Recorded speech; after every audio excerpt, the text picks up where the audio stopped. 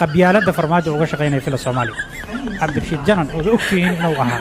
dambiile dad ku soo xasuuqay gobolka Gadow oo hay'adaha caalamiga xuquuqda u dooda ay eedeeyeen oo xeer ilaalintu dacwo ay ku soo oogtay oo sidoo kale maxkamadda gobolka Banaadir ay dacwo ku oogtay ayuu farmaajo Gadow baabuur iyo lacag iyo ciidan inta ugu diray oo laga soo qaaday ayaa lagu soo dhaweeyay airportka magaalada Muqdisho ayaa la soo galbiyay fila Soomaaliya ayaa la geeyay caawa dhax fadhiya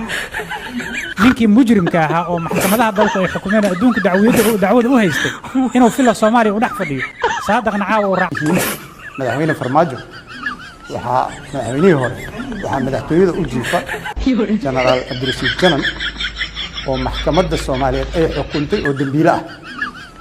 oo Human Rights Watch hay'adda xuquuqda bani aadamku ay dalbatay in la soo qabto madaxtooyada u jiifa